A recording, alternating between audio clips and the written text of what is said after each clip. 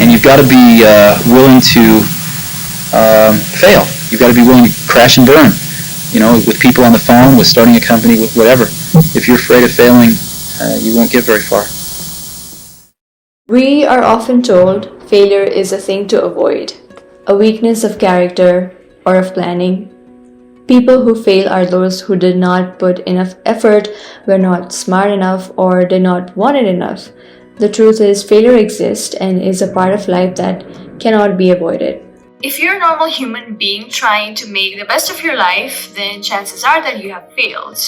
Once, twice, maybe multiple times, it's completely fine. Failure is a part of our lives. If you say that you have never ever failed in your life, or you don't identify with failure, then I think it's time to reevaluate your life, really. So what makes me eligible to talk about failure, you ask? Well, I am a certified failure, and I say this with utmost pride because I've been someone who's kind of been a late bloomer, and I've been someone who hasn't gotten everything right in their first attempts. It takes me a few attempts more to get to the final results, and I have no shame in saying that. There's so much stigma around achieving things and getting things right in your first trial, or just being this perfect person who just makes things happen. And in reality, it's not really realistic, and people make mistakes, and they do have second chances for that matter. So I think it's so important to understand the fact that failing is when you stop trying, and not when you cannot get the desired result in your first trial or second trial. Well, I mean, there are many that sort of, I think there's there's like some entropic basis for this. Like, there are many more ways to fail than to succeed. So you have to explore. Particularly like for a rocket, there's like 1,000 ways to think and fail, and like one way it can work. So you could have a lot of rocket failures to explore all the ways in which it could fail. But I do think that one great thing about Silicon Valley is that failure is not a big stigma. So it's like if you try hard and it doesn't work out, that's okay. Like, you can learn from that and do another company, and it's not a big deal. And I think that's really one of the great things about Silicon Valley. So it's really about not ever giving up. I want to stress in this video that failing is not just about never achieving those things, but it's about deciding not to give up. And that is just this video. We'll get into that. But before we talk about that, I think it's important to take the first step, which is to define failure for yourself. How do you define failure? What does failure look like to you? What does failure mean to you? Once you ask yourself a question, I think that really puts things into so much more better perspective, because it means different things for different people. For example, for me, failure is to not living up to my fullest potential, or not having a life that I've always imagined for myself. For some, it may be not having a fulfilling career. To some, it may be not making a ton of money. To some, it may be not having a memorable life. Or to some, it also may be not living a life with fulfilling relationships. So it varies from people to people. So I think it is important to understand what that means to you and how you define it. Lately, I also realized that failure is not just about your own perception, but it has so much to do with the external factors that we don't really notice, but then it always plays into effect in how we define these things. It stems from so many external factors, including the place you were born, the culture that you grew up in, the people you surround yourselves with, or the standards you're familiar with, the background you come from. So many things like that. It stems from so many things, ranging from the place you were born in, the kind of culture you grew up in, societal standards you're familiar with, the people you surround yourselves with, to the resources you have access to. Everything knowingly or unknowingly affects your very own perception of failure. If you come from a good economic background, your idea of failure or success may not be the same as someone coming from poverty. Same thing applies to people growing up in two different cultures. In Asia, for example, success is heavily deemed by the level of education, whereas education isn't necessarily defined as a matter of failure or success in a person in the West. So next time you face failure or are utterly disappointed at where you are in your life, acknowledge the factors that may have affected your perception. Take a step back and question the idea of failure, and where does the feeling or mentality stem from? Is it from the standards set by the society, social media, or perhaps even yourself? Trust me, it makes things better, fall into place, liberates you from all the mindless torments you go through. I question this thing. I question failure itself. Like, I wonder if it's failure itself or the idea of failure rather that stops us from living the life that we have always imagined for ourselves, from that holds us back from taking chances in life or taking bigger risks, or just makes us so afraid to do things that we want to do. It's most of the times it's just the idea of failing and the perception behind failure. Sometimes we hold ourselves back because we are simply too afraid to take chances and risk, and we automatically decide that we are set up to failure, like we can't do this is off limits, and that's why we never even try, and we already fail by doing that, because the irony is to save ourselves from failing and from getting rejected or not achieving that stuff, we are already failing by not taking the first step, the first important step that you need to take. So like, it's not even realized. The failing only happens when you've actually tried that and you aren't able to do it. It's not when you are deciding up in your head saying that, oh yeah, I can't do this, or this is something beyond my limit. And I think it's so important to just understand where you are failing. Is it in the idea itself, or it's in the action? So you may say, no, Sam, shut up. That is not true. I have tried and I failed. What do you call that? Well, I cannot even recall the times that I've actually tried something and not have ever made it to the final goal. But doing that has helped me learn a lot. I think when you're trying and we are putting that step forward, you're not actually failing, even though you don't get your desired results. I swear to God, you're not a failure if you have tried.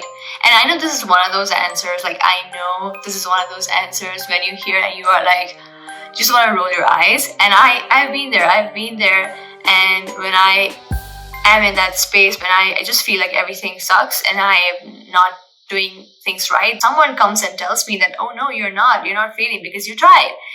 It's not what I want to hear, and I completely get it, because that just sounds like baloney.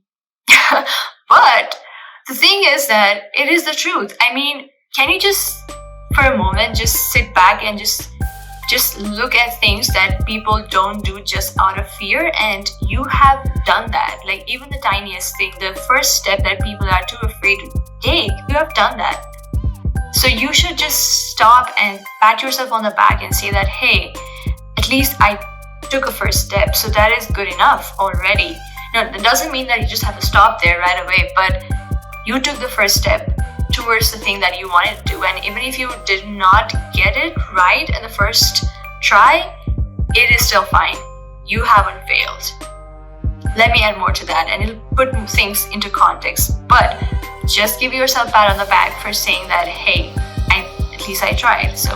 So when things don't go as planned after your leap forward, the only way you can actually fail from there is when you think that that's the end of your story and you can do nothing about that.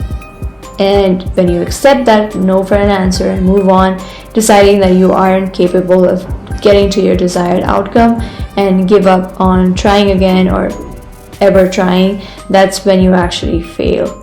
When you stop believing in yourself and give in to what people might say, or give in to the roadblocks and pitfalls, I think that's when you are really failing. But if you continue believing in yourself, despite what the critics say and believe, and your aspirations, no matter what, you haven't really failed. Trust me, you only fail when you simply stop trying or when you just give up. Now, so before working, I was an international student, a graduate student here in the US, and I graduated in May of 2020. I know it was not the worst year to ever graduate, right? So as you can imagine, the job market was terrible then, and it was even worse for international students because we came with visa obligations and whatnot, and no company wanted to take that risk onto an employee that comes with so many obligations. I think I spent about 8 or 9 months into it. I'm not even kidding. Like, I spent 8 or 9 months just looking for a job and I didn't find anything. Just imagine how that felt like after getting a degree where you put your so much time and money and whatnot, and at the end just didn't get you anywhere. And I began just questioning myself and, you know, if I'm good enough for anything, or, you know, it was like a very tough situation to be in. And when you start seeing that your contemporaries from your school and your friends have all like started settling into their new jobs and they have found their place right after graduation, it was really hard for me to just not self-analyze and say like, I think there's something wrong with me. That's the reason why people are not hiring me. So I was going through that mental chatter a lot. And I think it was really long in the job search journey that I was so close to giving up. And I was like, oh my God, this is not working out. So worst come worst, if I have to go back, I will go back. I was in that state because it was too much of pressure into me, and I was dealing with anxiety and just like not feeling good for days. And I can explain the whole thing in like a different single video, and I'm sure it'll still be like 30 minutes longer, but I don't want to spend so much time into it in this video because I don't want it to be focused. I just want to emphasize the fact that it seemed like the hardest thing to do at that point of time, and it was a tough situation. And I also remember a lot of people telling me like, I think it's not gonna work out, you might want to look into different routes. So it was so easy to just give up right then and there and say like, I'm done, I'm not doing this anymore. And I was so close to doing that, I think like 7 or 8 months in the job search, but things just took a turn at the end, and I was able to secure a job, a very good job actually, and just worked out. It all seems like a miracle to me now when I look back, you know, the way that things happened and they turned out. But it was really hard not to give in to that negative effect that the failure has on you at that point, right? I felt like a failure, I'm not gonna lie. Every day I woke up, I had no job, I felt like a failure, like I could do nothing right. So just with that feeling, I think I did not really hold on to that because although it was weighing me down in every sort of way possible, there was this one glimmer of hope in me, a little bit of faith, a little voice that told me that just hold on, like you'll be fine. And of course, I don't want to take the full credit. There were people supporting me around me, like my friends and family. Even sometimes when you have people supporting you, it's so easy to just, you know, not listen and just because you're on your own, you're there all alone. Even though people are there with you, it's so easy to forget that and say that, oh my God, I can't do this. I remember like crying before interviews because I was so tired of doing that every day and not getting any results and going nowhere. I was like stuck in this vicious loop, this vicious cycle that never seemed to end, like a Groundhog Day for real. Reliving the same day over and over. Like nothing was happening. No matter what I did differently, it was not working out, and it was so easy to just give up right then and there, but I didn't, and things worked out, and I'm here still, and I'm making this video and telling you this, so that's amazing. I think changing routes can sometimes be beneficial, and sometimes we may think one destination is really good for us when in reality it is not, and we can get lost into that one-way track mindset, ultimately leading us nowhere. So it's so important to just evaluate where you are, the steps you have taken, and the road you're taking to find your way out to the destination. I also want to emphasize that there's always a fine line between pushing yourselves and pushing yourselves too hard. It's so easy to just forget and be relentless, because I did that to myself a lot of times. Like, just giving the example of my job search, I was bullheaded into it, and I was just looking into it through like a one-way mindset, like that is where I'm gonna go, like a bull's vision, like very straightforward, right? That's how I was looking into things when I was like in my job search process, and I was pushing myself through and through, like not even looking here and there anywhere I wouldn't like give in to any other thing. Like I was just going straight ahead, and I think I was kind of hurting myself in the process. And I think I started like breaking down literally, and that's when I was like, okay, I need to take a break, take a pause, and I need to really think what I'm doing here. And I think it's so important to do that. And you need to understand that taking a pause is not really failing, because you are not giving up. There's a difference between taking a pause and taking a breather and just stopping overall. So because sometimes you just need to pause and just breathe and just like give yourself some time to just, get back up again. You need to take care of yourself. You won't be able to complete the race if you aren't well enough, or if you are already tired and if you are exhausted. So it's important to take a breather and take a pause and stop when you need to, and just like reassess, replan, re-strategize when you need, and then maybe get going. There's a difference between exhausting yourselves and keep going. So I think it's a very fine line. So it's easy to get lost into it, and I got lost into it. So it was like taking all of me from every other way possible. So when I just took that pause and I was like, oh my God, I need to just stop and rethink all of this again, that's when things started getting better for me, because I was like, okay, it doesn't have to be a one-way track. I can get to the race, like I can get to the finish line through this way around as well. I don't have to go this single way because it's not working out. As a part of being human, failing is exciting. It makes the fruits of your labor worth it. If you consistently win at life, you will never know what it's like to truly win.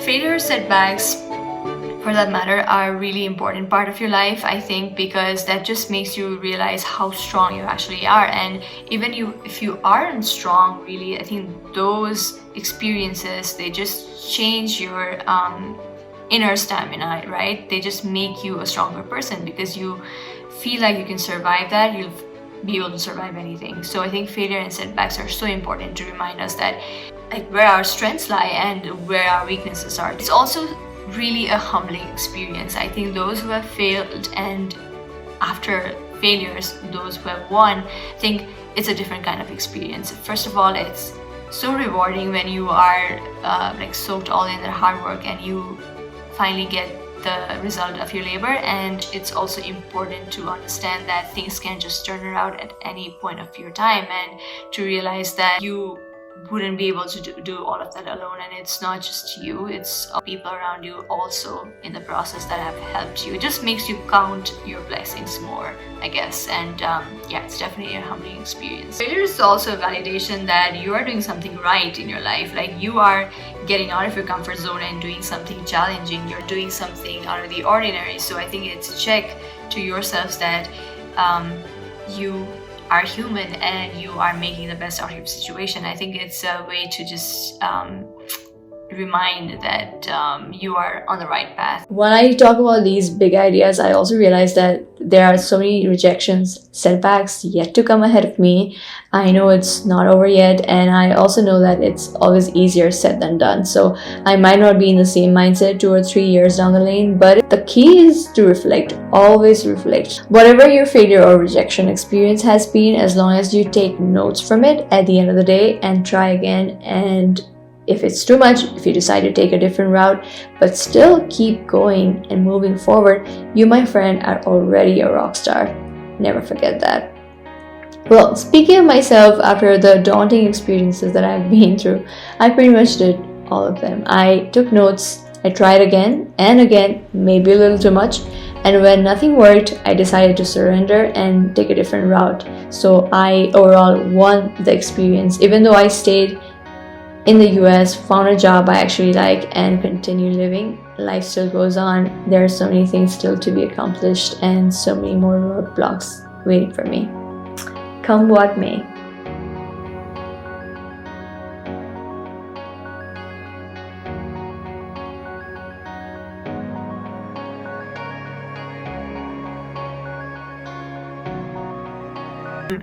This could easily become an ASMR video because I have a new microphone.